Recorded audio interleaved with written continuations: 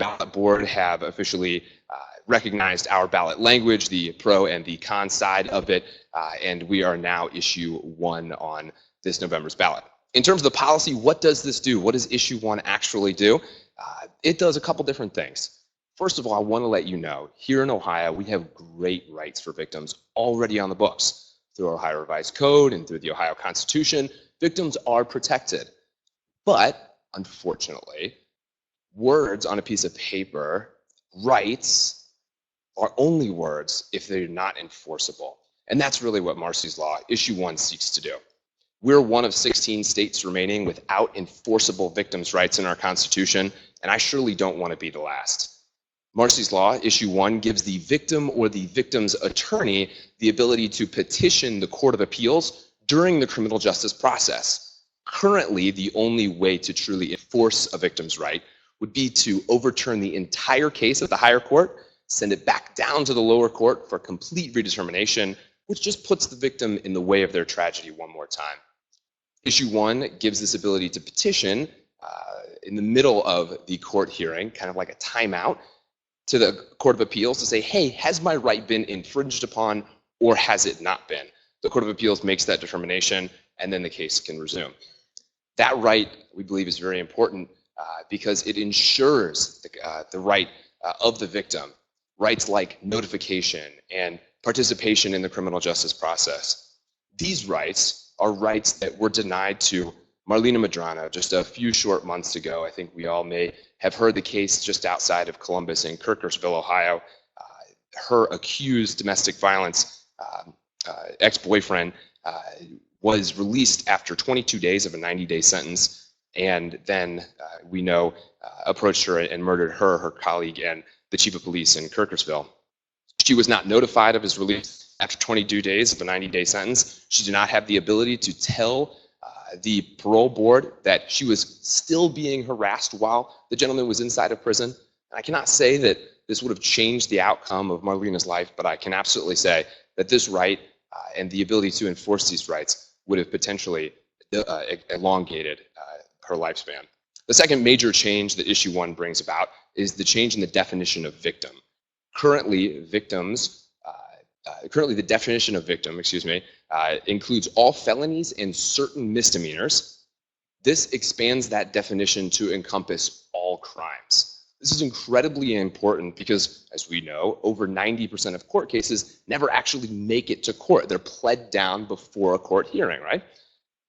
If that case is pled down below the definition, the current definition of victim, the victim will be ineligible for those rights, and therefore they could potentially be in harm's way, especially on personal crimes like domestic violence.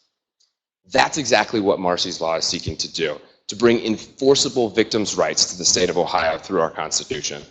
In terms of politics, what is the support of this campaign? We have over 330 endorsements, including law enforcement, the Fraternal Order of Police, the Buckeye State Sheriff's Association. We have 15 prosecutors on board, including your Joe Dieters down here in Cincinnati.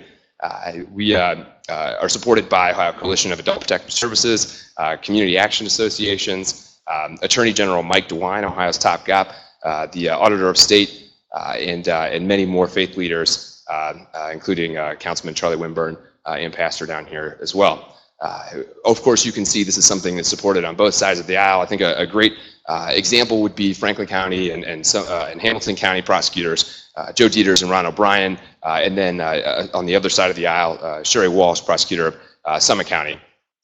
This is something that is supported by almost everyone in the state. We had 87% support on the informed ballot. But unfortunately, there are some individuals who do not believe that issue 1 ought to be the law of the land. We did anticipate defense attorneys opposing this. It's something that we believe will stop certain practices that either delay, elongate, or negate victims' rights. And so we did expect that. Other than that, there has been no official opposition. There's no organized opposition, no financial opposition. You have seen maybe our ads online, and hopefully you've seen mailers in your mailbox. And so you'll only be receiving those positive advertisements. There is no true opposition to the campaign. Honestly, it is my absolute pleasure to be here with you. I believe at this time the forum would say that we have a few minutes for questions. Is that correct, Nita? We'll just go ahead with it. Do we do questions now or do we at the end? Okay, perfect. Well, thank you so much for the opportunity to be here, and I will pass this off to my colleague, Sarah.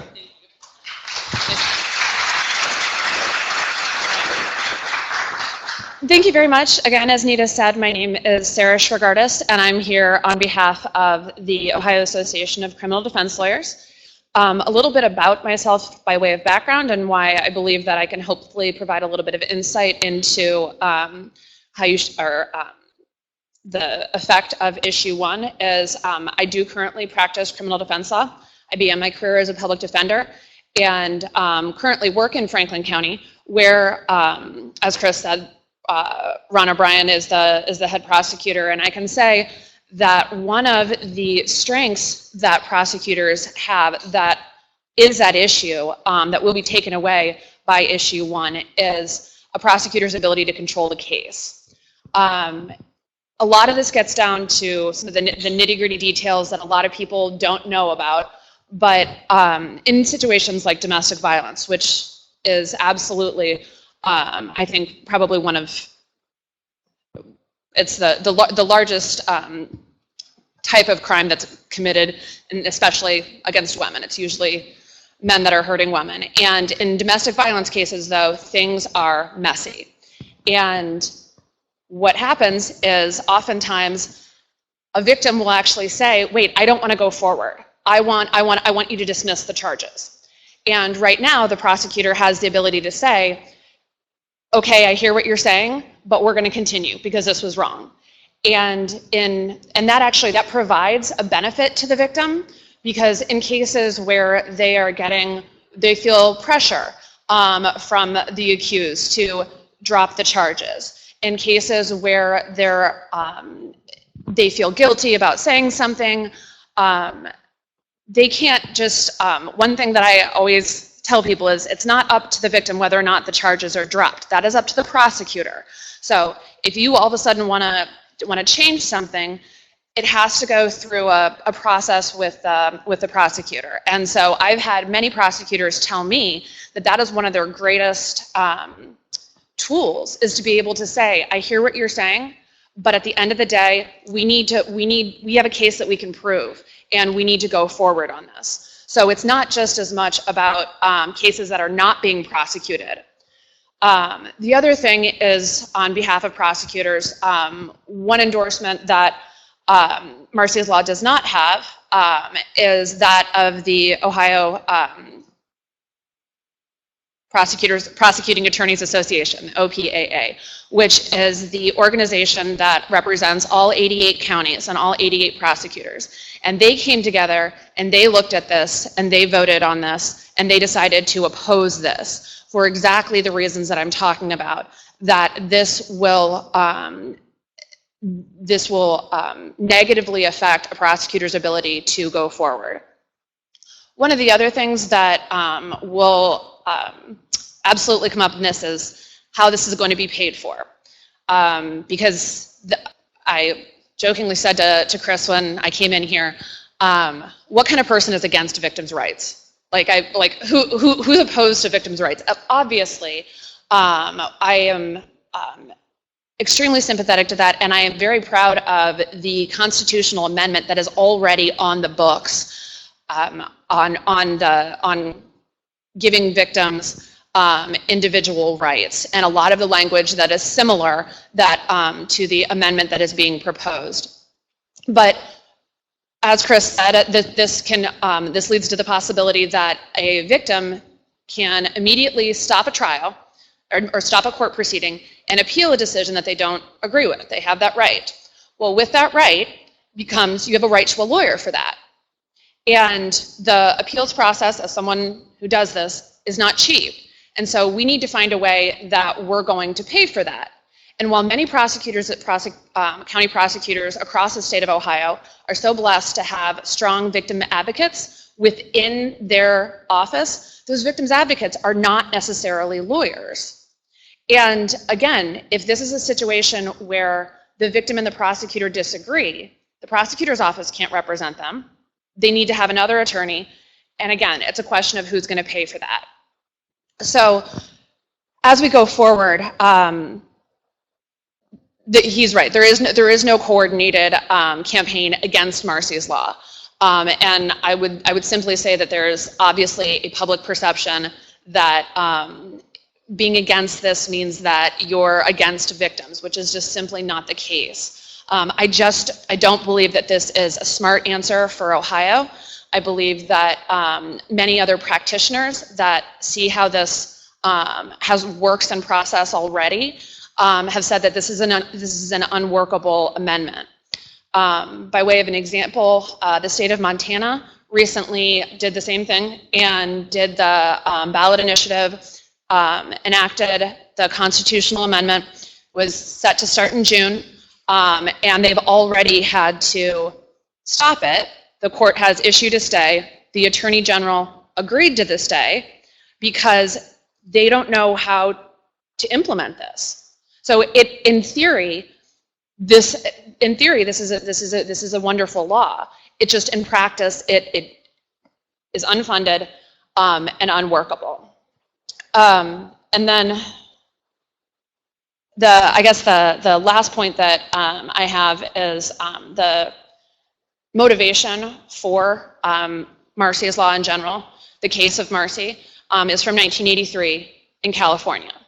And in 1983 in California, victims did not have the right to notification upon release. In 2017, in the state of Ohio, victims already have that right. They have a right 365 days a year, 24 hours a day to notification when there is pretrial release, when any hearings are coming up, when when anybody would be released from either early from jail or timely from jail. They are entitled to notification on those processes. So thank you again for listening, and I'm looking forward to answering questions. Go from there.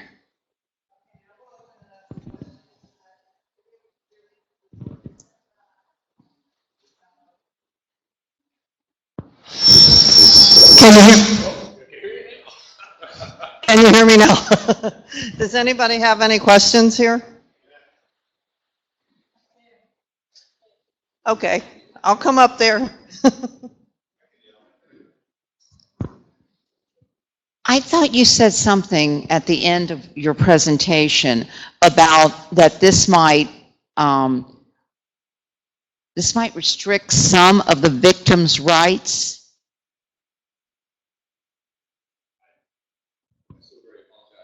I may be loud enough just to hear me anyways. I so very apologize if I misspoke. I do not think this will take away any victim's current rights. This will basically bolster the rights so that they have the ability to be enforced in court. Raising them to the constitutional level gives them equal weight to rights of the accused, and therefore we're not taking any rights away. In fact, all of the rights that are in Issue 1 are already current law, so nothing, no new right is being created and no right is being taken away. Sorry about that if I provided any confusion. So the young woman that was killed, that you used as an example, she wasn't notified. That was in Ohio? Yes, ma'am. That was in Lincoln That was County. in Ohio? She wasn't notified? If the law is already in place that they're supposed to be, what happened? Well, she may not have been within the current definition if the case was pled down. So if it was getting ready to go to trial, and instead of going to trial, the accused accepted a plea to lower that crime, it could have came outside of that current definition, and therefore she was ineligible for those rights. So how would this now keep that from happening? I don't think it would. And this is the she had the right to notification, and I guess the one issue that I agree is an enforcement issue. What do you do? She's dead now. If you want to. The fact that it was not seek proper notification was an error on the part of the system, and there's no case to. And Marsy also relationship to the government for not properly notifying her. So I guess with the exact details I'm familiar with the case. I'm familiar with the tragedy that happened. Just he said, I don't know the details as to what he was convicted of or how that happened, but I do know that we have laws on the books right now that say that they have a right to notification. And just there is not, and this does not fix that, provide a way to enforce the notification. We have a, oh, I'm sorry, did you want to answer?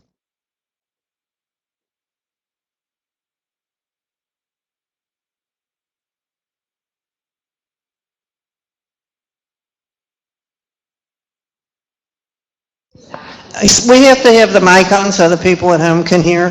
We got a question back here too after this.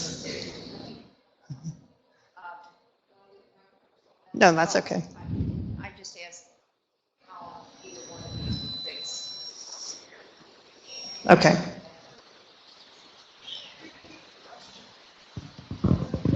She basically just wanted to clarify that in that specific will this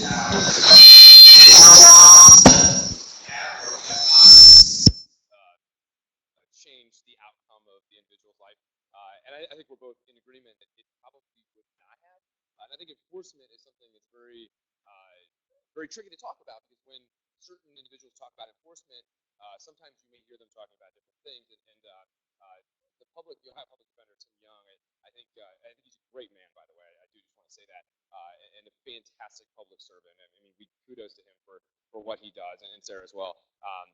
His thought and his argument for enforcement is completely separate than the way that we're speaking about enforcement. So I do want to make sure that that's clarified. We're speaking about enforcement in the sense that how do victims want their right to be enforced? They just want their right. They don't want to be in this court process. They didn't choose to enter into this system. Somebody else chose that on their behalf. So they want their right, and that's it. They don't care about anything else. Other individuals, other public defenders like the Ohio Public Defender, Tim Young, has argued that instead of that type of enforcement mechanism, we should have an enforcement mechanism whereas maybe the victim or whoever would be, I guess, the party to the case would have the ability to sue that individual. We specifically outline in the constitutional amendment that there is no cause of action, so that we cannot sue a county sheriff who didn't give the pamphlet to the victim because there's 50 people at this crime scene. And that would just be obviously unbelievably inappropriate to prescribe a specific sanction on an elected official or unelected official in the Ohio Constitution. And furthermore, Article 4 of the Constitution, the judiciary, where it describes the judiciary, gives the Supreme Court of Ohio explicit jurisdiction over the regulation of anyone with a law degree, including prosecutors and defense attorneys and judges. And so therefore, it would actually make this amendment, if we did put something like that in there, it would make it unconstitutional based on the single subject law, which actually is the reason for the unconstitutional argument by the ACLU in Montana. So the ACLU immediately sued Marsy's law because they believed that the constitutional amendment infringed upon the single subject rule. It doesn't have anything to do with the merits of the actual amendment, and they think they could potentially be successful at the Supreme Court level. So I guess we'll see in the near future. But it didn't have anything to do with the bill, just the single subject. So that this would, without that type of enforcement, this would make ours constitutional, I guess. So, We have a question back here. This question is for both of you. On July the 6th, 2007, the telephone rang at our home. My niece, Sarah Wallace, was shot and murdered. The young man who shot her was brought in for questioning. He convinced the police that she was trying to hurt herself. By the time the coroner came back with his report, he said this was clearly a homicide. By that time, evidence had been compromised. The young man who shot Sarah literally got away with murder. So, why should I vote yes for this law? And why should I vote no for this law? And how would justice have been done for my niece, Sarah? Sir, I want to start by saying I am so sorry for your tragedy. I could not imagine that phone call and that situation. That is just absolutely beyond my potential understanding of human reason. In that specific circumstance, I would be a little unfamiliar as to exactly how this would change the outcome. Potentially, if there was, with the evidence, if there was some way to say that, you know, you would be the victim, the definition would cover you in that, the current definition would cover you in that circumstance. So if there was a way to say that your right was infringed upon by whatever had happened to that evidence, then in that case you could potentially petition the Court of Appeals, and the Court of Appeals would have to rule and say, you know, trial court, you know, do this or not do this, you know, adhere to these rights or not. But that's all depending, I guess, on exactly the exact circumstances. So it's a little hard to say if that could have helped or not. But I think it potentially would have, if that is a good enough answer. I don't know if you have any. I would say that that issue one would not have affected that situation. And this is one of the tragedies of our criminal justice system. That because the reason that evidence was not collected was because she was not yet determined to be a victim. And you're exactly, that's so the police were operating under an assumption that it was something else, and you can't get evidence back when it's gone. And this issue does not address police procedure, evidence collection, or any of those issues. So I don't believe that this would have impacted that situation.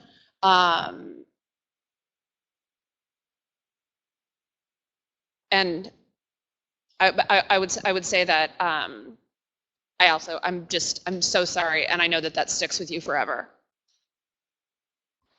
I think we have time for one or two more questions. There's one back here. What percent of the total number of cases in Ohio do the proponents of this law think this will be impacted by this change? I don't know the numbers on this, but I will say that in my personal experience with the current amendment, the current constitutional provision that's in effect, this has not been heavily litigated. This has not been something where the rights that are enumerated have had to be litigated, and most prosecutors will agree that they have a victims advocate within their office that is meeting the needs of the victims. So I don't believe that it would have a large impact on I don't believe that at the end of the day that it ends up having a large impact. It depends on who you talk to, honestly. I was at a meeting a couple weeks ago.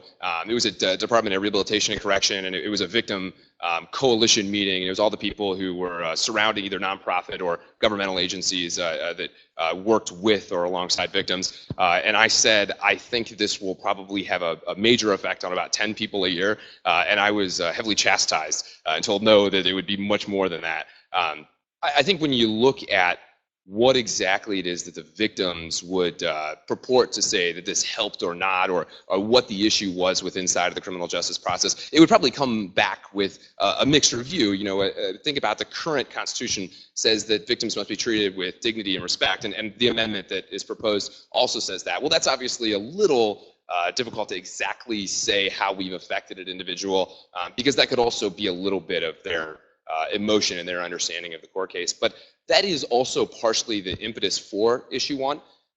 We recognize that victims become victims, and then during the criminal justice process become victimized again. And so we want to make sure that during that process that no victim is re-victimized, and that, you know, I would argue maybe around 10. I think other people would argue within the hundreds, but probably not too much into the thousands at all, I would not imagine. But those individuals do need to be treated with respect during that process. And I think that's exactly what guaranteeing their rights does through the Constitution. We have time for one more question. We have one over here. Okay, if we're going to talk about amending a constitution or amending the law, first of all, it's got to be right if you're going to amend it, or you should wait and get it right before you try to amend it. And secondly, if there's a reason you can't do it because of funding, I don't think that flies, because you go over the budget and you figure out how to get it done. And you look at the budget and find the excesses and work with that. But the main thing is to get it right the first time you're changing the law. Well, I think you're 100% correct, and that's something that we took very seriously when we began this process. We actually did a year-long study through the legislature with a lot of those members who would be making laws, especially the ones that were around back in 1994, which Sarah referred to about that constitutional amendment. That was a legislatively referred constitutional amendment. So the House of Representatives and the Senate decided what was put on the ballot, and you could obviously see where certain things didn't make it onto the ballot, and that's why we're redoing this right now. In terms of funding, I do just want to say that we do not believe this will actually cost additional dollars. In fact, we believe that it'll save quite a bit of money. Think about it this way: what is more expensive, overturning an entire court case or pausing in the middle to make sure we got it right? In addition, the notification system today is automatic. If you're a victim, you automatically receive notification for all criminal proceedings. This amendment makes it opt-in. So especially like someone like myself who had my car rummaged through a few weeks ago, I'm quite the victim because they got my high school CDs that were burned. Something of value to no one but myself. I would not opt into that notification system because it would not be worth my time, even if somebody was caught with my CDs red-handed, if that makes any sense. So we don't believe that it will cost any more dollars, but quite the contrary.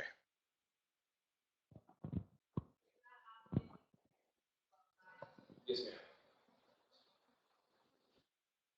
And I would just say that with the opt-in, we have, I believe 3 or 4 years ago, passed Roberta's Law, which was also a notification, and we used to have an opt-in procedure for victim notification. And what happened was people were missed, and people were not caught up with, and so we just changed the law on this 3 or 4 years ago, where now it is you have to opt out, which again, and if we're talking about the woman in Kirkersville, if we're talking about these types of situations, I think the opting out tries to remedy the issue of how people are being notified. Okay, well, I think that'll wrap it up. I want to give these people another round of applause and thank them for their time. Thank you. Thank you. And I hope that cleared up some of the questions everybody has on issue 1. I really appreciate it, and I think it was a great discussion. And now we'll move down to issue 2, which is the drug issue. And the pro on this is David Little. David is with the Public Affairs Consultant, Media Relations, Strategic Communications. And the con is a good friend of Empower You, Greg Lawson, who's a research fellow with the Buckeye Institute. So I'll try to get better at this toying cost. I hope it doesn't go under a chair again. Hopefully I'm not the Atlanta Falcons. I don't know how to do that. Do you know how? Okay. And look. Whatever. What'd you call Chris? Or Greg. This is tails. I'll defer. Everybody notice a pattern here?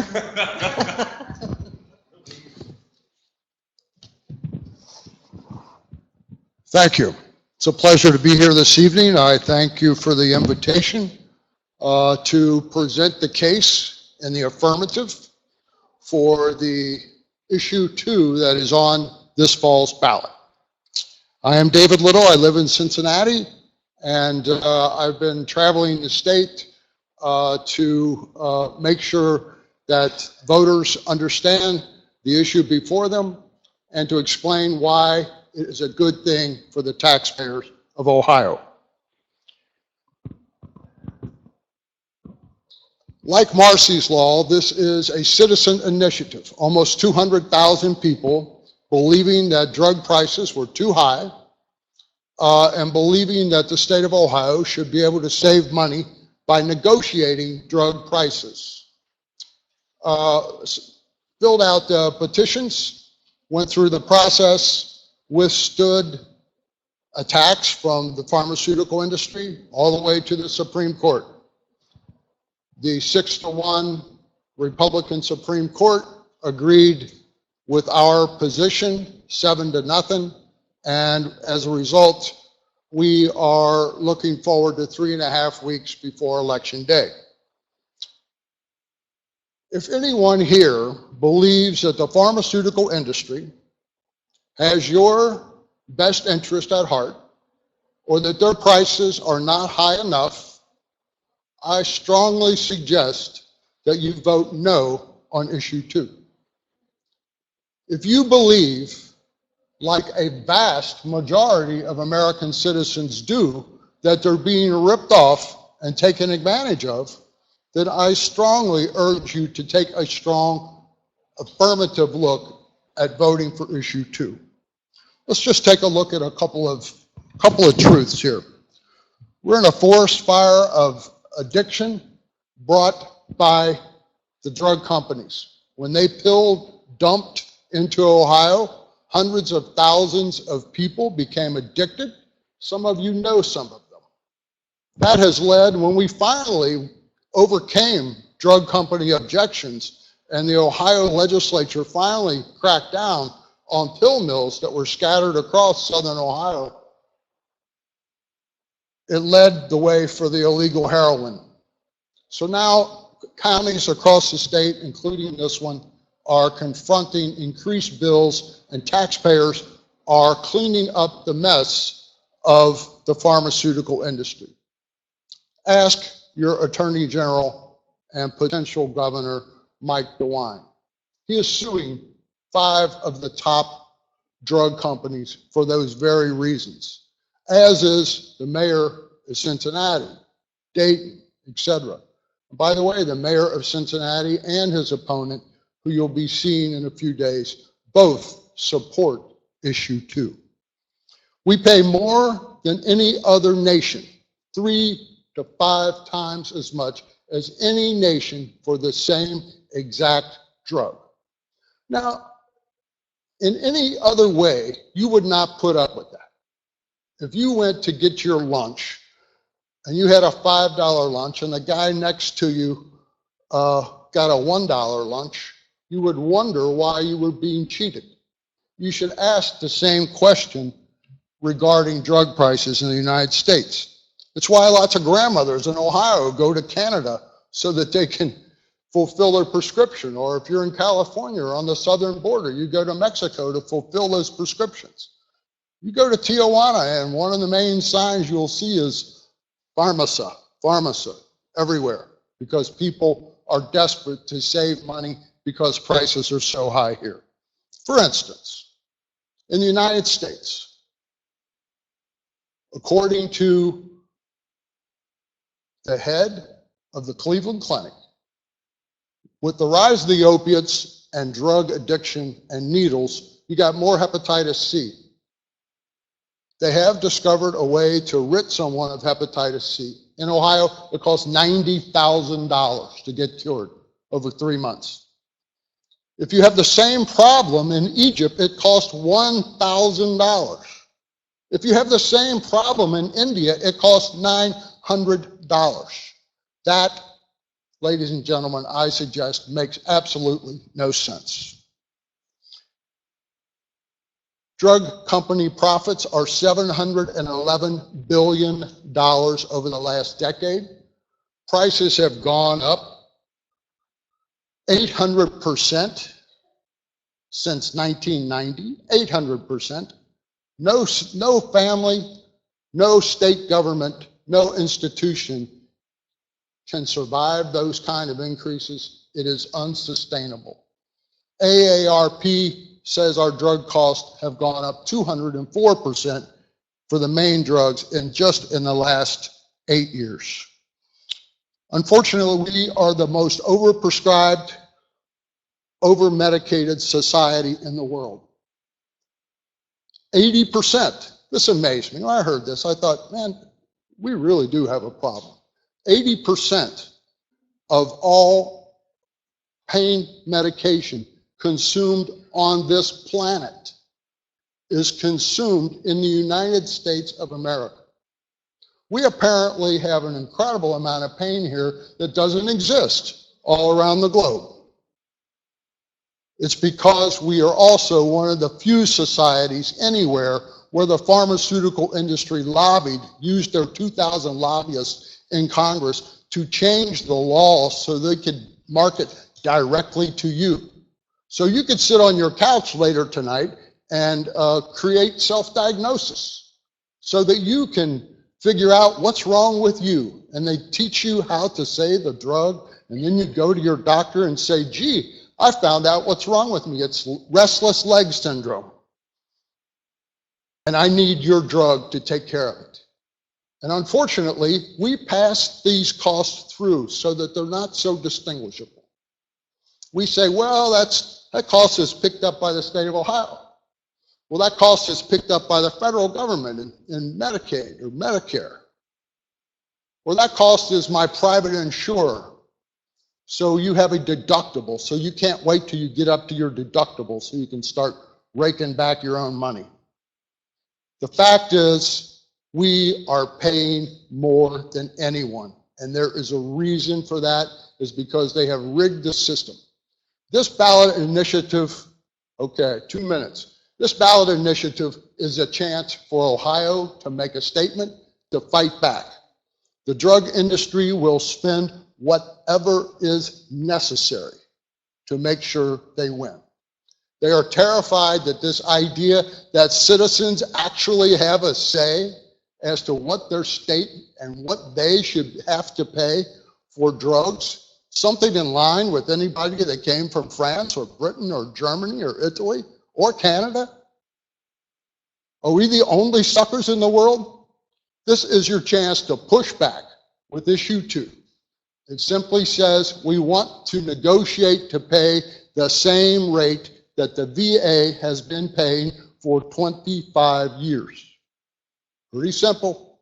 It's been working. I haven't heard any complaints. But the fact is that citizens should have power. And this initiative gives citizens power. They are determined to keep it from happening here because guess what? It will spread like prairie wildfire. Indiana, Michigan, West Virginia, etc., will immediately, and private entities and the federal government as well, will figure out that negotiation when you're paying for drug prices is a damn good idea. And when you buy in bulk, you should get a discount. Any Chinese restaurant buys rice, they buy in bulk. They pay less than you do when you go to Kroger this weekend. So the idea that we can't negotiate a deal so that we, in our bulk prices, bulk purchases that we pay for, you, the taxpayers, and the savings of this initiative would be passed on to the taxpayers because the state of Ohio would owe from $450 to $650 less of your tax dollars. We should keep that money and fill the rainy day hole in our budget. Thank you.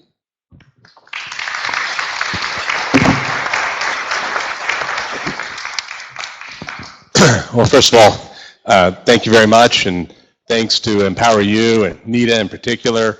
I've done a few of these events for Empower You over a few years, and so I always appreciate it. And I really like this room. It's my second one here, so this is really a lot of fun.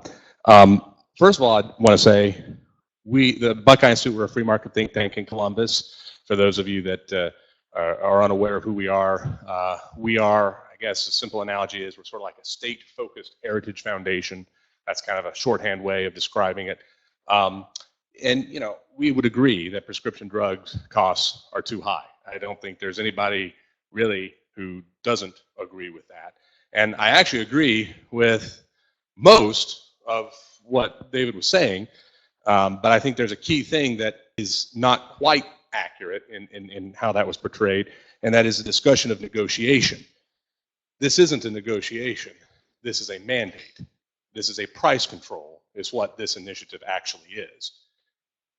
I'll tell you the truth, if Ohio wanted to band together with older states and have their departments of Medicaid, for example, negotiate for bulk contracts, sort of like the rice, we'd probably be open to that. That's a more market-oriented response to bulk buying and trying to use the power of the numbers of people that the state would be representing to negotiate a better price. That's absolutely correct. And the pharmacy companies do have a lot of power because too often we don't allow for those kind of negotiations to happen.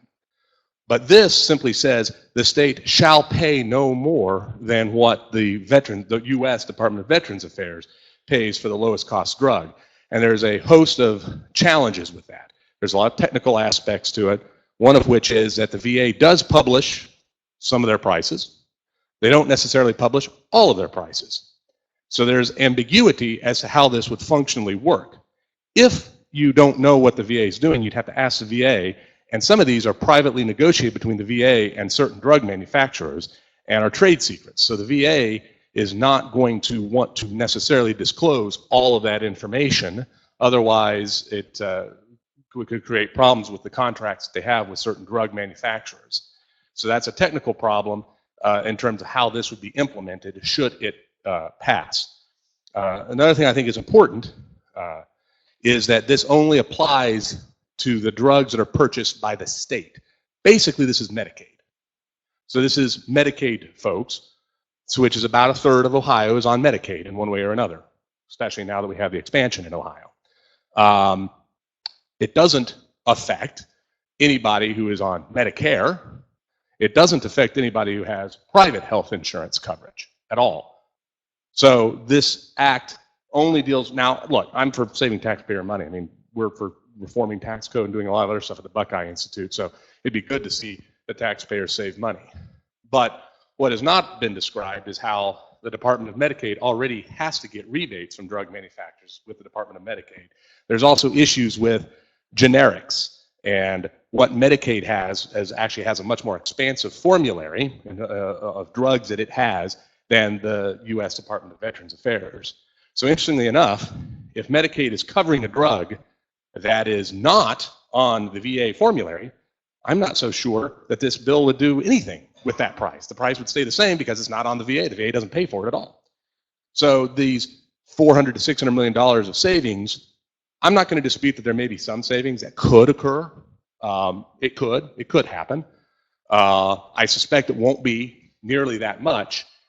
And then there's another problem that can happen as a result of that, which is, the VA has already, in past stuff, there's actually a GAO report, Government Accountability Office, which is a federal aid entity that's done research in the past that indicated that when Medicare was thinking about applying VA prices to some of the drugs that Medicare, when there was discussions of doing a prescription drug benefit in Medicare back in the early 2000s, they actually recommended against doing something like this because it would actually mean that the VA would not be able to negotiate as good a deal for the VA at that point because they would be losing money in these other programs. So then the drug manufacturers would have to basically jack up price elsewhere to the extent that they could.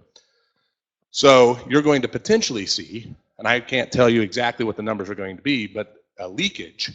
If there are savings to the state programs, the chances of it costing more to everybody, the 2/3 of Ohioans that are not impacted directly by this bill, means they could pay more, which means it means that I'm not sure how many folks here that would be, but maybe everybody in this room there's a threat that this could actually raise prices.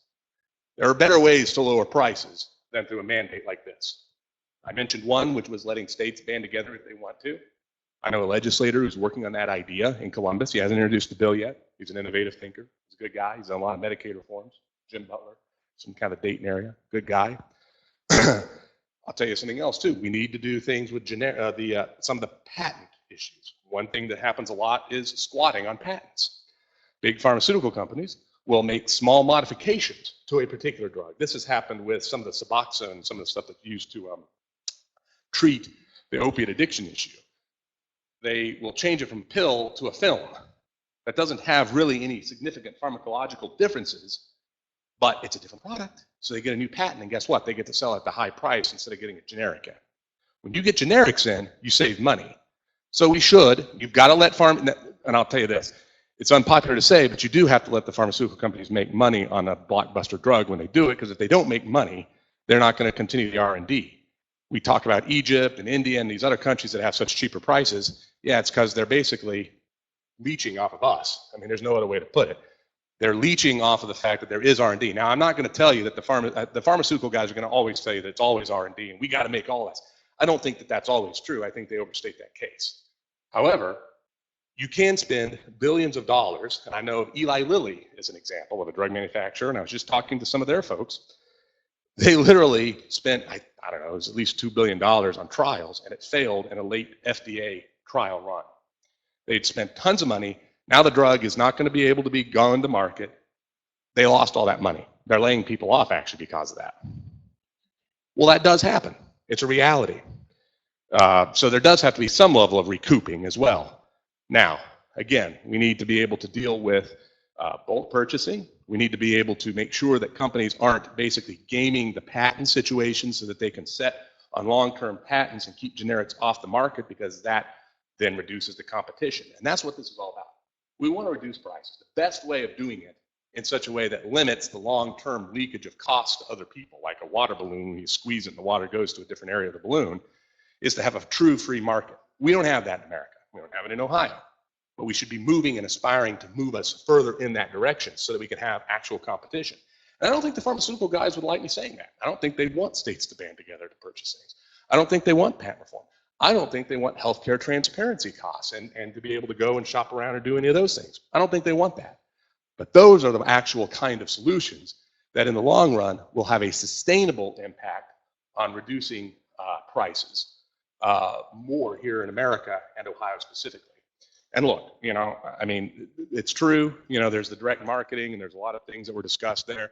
And there's been a lot of problems with how that's hooked people. And certainly the opiate addiction crisis is massive in Ohio. We have more deaths in Ohio than any other state in the country from that. So clearly it's a disaster. So all of those things are true. But a simplistic solution, quote unquote solution, I should say, isn't necessarily the answer. If something is too good to be true on the surface, it's because it is. There are no silver bullet answers to the problem of high prescription drug costs. There are no silver bullet answers to the cost of high healthcare. There's a lot of reasons that this has happened, and it's happened for years and years and decades and decades. You can't just unwind that at the drop of a hat or the flick of a switch. We should embrace market-based reforms to lower these costs, and not embrace something that is unlikely to manifest in the savings that the proponents advocate.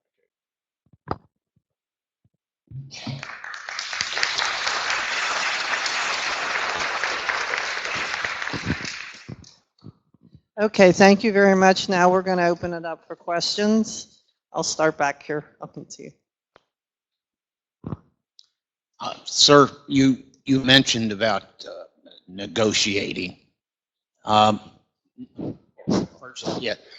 seen the government negotiate, and quite frankly, sir, they're chumps. All right. Seen the scheduling of World War III with the nuclear Iran thing, and I don't trust government negotiators. What I do not trust more than anything, and I think causes more increase in prescriptions, and you can rebut me on this if you like, but for a pharmaceutical company to get a drug to market, they have to jump through so many government hoops. And I know the nature of government, and so did Thomas Jefferson, and government will expand itself and increase its own power to they are probably the cause of increased prices, as opposed to somewhere else that does not have the FDA or whatever other. you can rebut me, but you're going to have to show me where I'm wrong. Okay.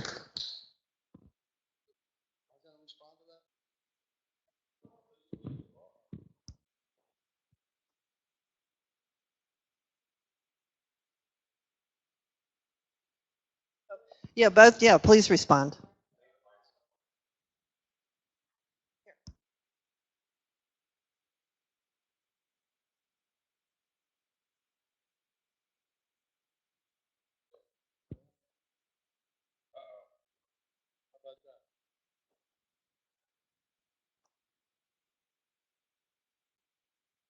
This one seems to be working. Okay, let's try to, there we go. If I understand the gentleman correctly, he simply does not trust the state to be an adequate negotiator. I would say that's where they need citizen input and pressure to make sure that they negotiate a fair deal for the taxpayers of Ohio. As my friend here pointed out, the VA lacks transparency. Why? Why do they have secret deals? Why is there no accountability on all of these secret deals? You and I will have a secret deal over here, and I'll have a secret deal with someone else over here, and another secret deal up there. And guess who's getting taken? You are, every time. And this, in regard to this 2/3 of that are not going to benefit, do you really believe the drug companies are here to benefit you in this regard? The answer is no. 2/3 of those people, we are all taxpayers. None of us like to pay taxes, but we are all taxpayers. There will be tax savings to the state of Ohio. It won't come directly to you, but once the dam is broken of negotiation and pushback by citizens and a state such as Ohio, I believe that other states and other entities will also demand the same rights to negotiate, and that an avalanche of change and pushback on the pharmaceutical industry can indeed go nationwide. And I'll just say quickly, I think some of what the FDA does, definitely they put the hoops up. I think that facilitates. In fact, the issue I mentioned with Eli Lilly is an example of they had made it through several trials and then they failed. And because they failed, that creates a thing with this whole thing, and all the money that they had spent up to that point was basically in a futile product that now can't be sold. They can't make any money on it. And so that's R&D money that's basically been, it may not have been, if they learned something from it, then it may not have been as bad as flushing it down the toilet, but it's sort of like that, right? Now, to be fair, and I'm a free market organization too, there's lots of talk about how do we reform the FDA, and should we get the FDA pulled back? Are there private ways? There's a lot of research that's been done on ways to get the FDA more improved, but we do have to be careful that we have safety protocols for drugs too, because it's not unheard of for private entities to misrepresent certain findings and do things that aren't honest themselves. So I think we have to be somewhat careful, but you're right. The FDA, that I would say that the FDA reform, I would say tort reform, I would say patent reform, I would say true bulk purchasing and real negotiating with bulk numbers of people and multiple states and multiple entities. These are all part of the solutions that over time can bend these things down. The other thing, quite frankly, too, is a lot of drugs that get approved are not truly blockbuster drugs. Like we don't yet. There's lifestyle drugs now that cost stuff, and there's things that are marketed, and to some extent there's a demand for it. They create a market for it, and then they buy it. But that's how it always is. Everybody creates a market for their product and tells you why you absolutely need it. There's very few things that we all need, but we buy things that we want. And so a lot of this is about that. And we are an overprescribed nation to the degree that heck, I just had back surgery. I had herniated discs. I had a discectomy on August 14th.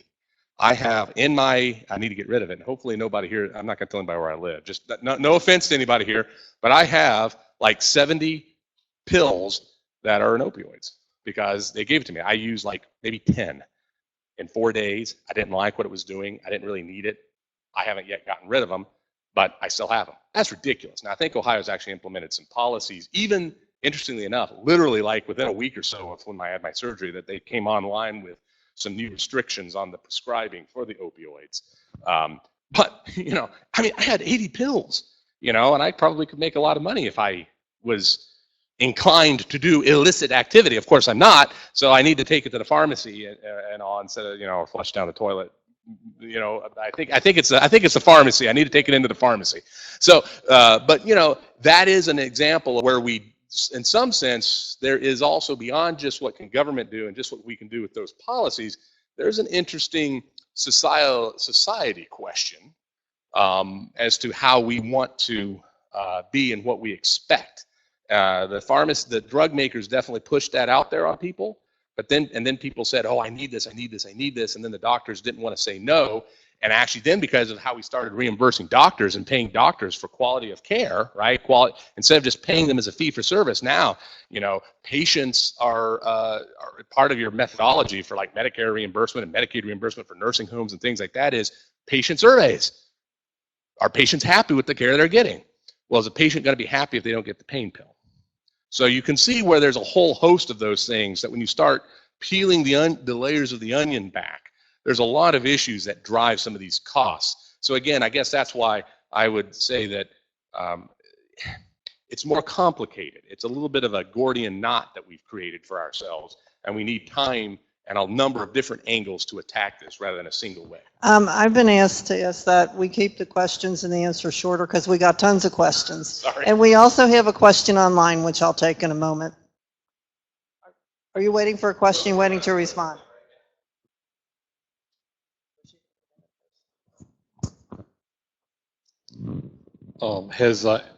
Is issue 2 or anything like that in another state or something similar? And can you tell us if it has been successful or not? There was a similar ballot initiative in the state of California last year. There was one of 27 things to vote on simultaneously. You can imagine trying to make decisions on 27 different. Pharmaceutical industry spent $122 million, the most in history of the United States, to defeat it in California. And it lost by 5.5 points. So this is a second attempt in a smaller state with a clean ballot, with the exception of Marsy's law. It is a clean ballot, so it is a more fair proposition. But we expect the pharmaceutical industry to spend approximately $80 million here in an effort to defeat it. Yes, sir? Last year. We have a question online here we're going to take. Okay, Pat is listening online, and her question is, why did neither speaker talk about the legal fees, and why is this even necessary? So I assume she's probably referring to the issue 2 opening up, you know, the lawsuits. Well, there's been a lot made of that, and unfairly, to be honest with you. The legal situation, the only group that has sued on this issue in the state of Ohio to this date are the pharmaceutical industry themselves, all the way to the Supreme Court. They have filed 70,000 lawsuits across America. They have paid $30 billion to the government in fines for some of this doing exactly what the gentleman suggested by leaving him with a ridiculous amount of additional pain medication, because they made money when it was prescribed, they made money when the doctor prescribed it, and so as long as they're making money, the consequences be damned. Regarding the legal issue that has been brought up, I would suggest to you that the Attorney General of the state of Ohio, Mike DeWine, is committed, as he does with any new state law or existing state law that has a challenge. He will defend it and has said so publicly on numerous occasions. Also, his prospective replacement, Republican replacement, Yost, has said the same thing. Consider the Defense of Marriage Act. When Mike DeWine took opposition to the case that was filed from Cincinnati. Went all the way to the Supreme Court. Mike DeWine took that case, filed a brief, and lodged Ohio's protest against this change in federal law because of the Ohio Defense of Marriage Act. I'm simply saying that the Attorney General will do his duty. There should not be any additional legal cost. There is nothing there that says that there will be any additional legal cost. I'll be candid. I don't think that's been made that has been a very focal point of the campaign. And I think it's actually one of the least important pieces of it. The reason to oppose this issue is not related to that, really. I mean, it's technically accurate. It doesn't guarantee that there's going to be legal fees. But what basically it means is if in the implementation of it, the state acts in ways that the supporters think are intended to try to gut it, which could happen. It's been done before, believe me. People in Columbus are clever. Then what they want is the ability to engage legally on it. They want essentially a right of action to be able to defend the law as it was passed, if it were successful at the ballot. The gentleman who's bankrolling this is a very wealthy person. Some people might say it's kind of silly that they need to do that, but at the end of the day, it's a technical issue. It makes for good political sound bites, but the real problem with this is not really the legal issue. It's really the question of price controls and the mechanism through which the attempt is being made to lower the prices. It's fundamental in the actual conception of the act itself. That legal issue is kind of a secondary or even a tertiary issue. And so I would not, from the vantage point, I don't think it's actually all that big of a deal. The bigger deal is the actual core issue. Okay, I want to say these are great responses you're giving, and we still have a lot of questions here. I'd like to know who paid the canvassers to get this on the ballot, and what do they have to gain if it passes? Well, I'm happy you asked that question because the gentleman just referred to the sponsor as a very, very wealthy man. Not really. In the advertising, which is patently false, it acts like he is a billionaire himself and he made $1 billion by selling drugs. It's nonsense. The fact is, the gentleman, Michael Weinstein, has been fighting AIDS for 32 years. And it all started when people were dying because there was no drug available. So his negotiation with drug industry began way back. He makes $409,000 a year. He runs the largest AIDS nonprofit on the planet. They're in 36 different countries, 15 different states, including Ohio. There's 175 employees in Ohio and 3 different offices. When he comes to Ohio, he stays at the Residence Inn because he likes to have a kitchen. He flies coach and he drives an 8-year-old car. Hardly a billionaire. Now, the individuals, I've been involved in numerous statewide ballot initiatives. Regardless of the subject matter, it's almost impossible to get an all-volunteer force to collect the signatures and do it right. Some of you have been involved in those things. They're complicated.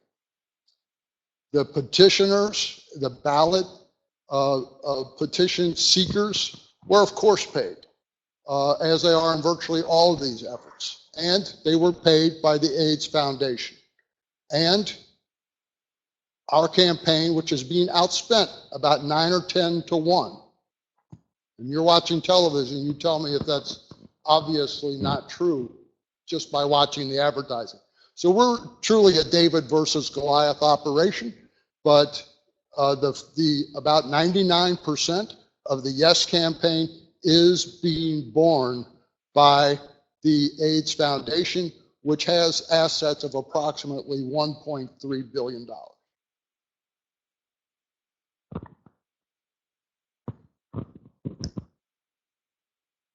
Oh, I don't have anything to add to that.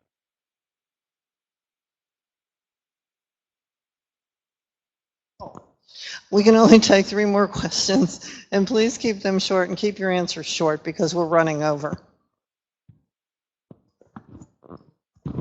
Number one, anytime you ask the government to get involved, state or federal, you know it's convolution, number one. Number two, ask your doctor if you need that pill to stay alive, personal responsibility. Number three, use the pill cutter your company gave you and you save 50%.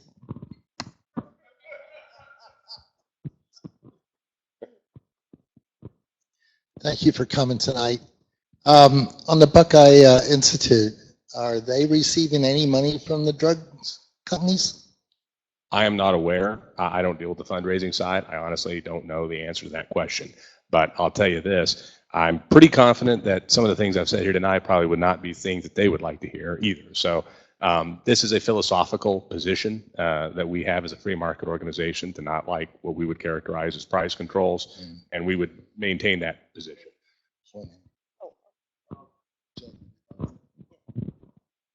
The answer to your question is yes. The Buckeye Foundation, the Buckeye Institute does receive funds from drug companies. I looked it up. I re-looked it up today. GlaxoSmithKline is a direct contributor, and there are others. I don't want to, I'm not trying to, I wasn't going to bring it up, but I'm not attempting to besmirch him. But that is the case.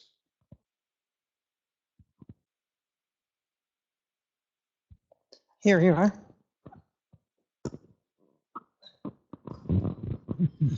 The basic assumption that I heard here tonight, pardon me, was that 1/3 of the prescriptions in Ohio through Medicaid, the other 2/3 of us would get nothing but a reduction in the cost to the state of Ohio. My personal experience dealing with both federal and state and city governments is that if you save them $1, they will spend $1.10 on some other project that probably isn't needed. I don't know if you care to comment on that, but that's my personal experience, and I just don't see the need to save for a small group of people, and the money's not going to come back to me as you indicated. It's not really a small group of people. It's 3.9 million of your friends and neighbors who may work for the state, who may be a retiree, who may receive Medicaid, or may work for a state institution. All of them would get reduced rates on the pharmaceuticals because they are paid by the state of Ohio. So it would not impact you, and it should not change your personal relationships at all. I would say that we should give the state of Ohio an extra $400 or $500 million and put it to work on the opiate crisis that is costing us all a fortune. And it's only going to get worse because the pharmaceuticals made money on the original OxyContin, and they made money now on Narcan, and they're going to make money when Medicaid and other state programs try to get people off of heroin. So they got a magic pill already coming down the pike that you're going to be paying for. I think the state of Ohio could use those extra millions to fight opiate addiction in Ohio.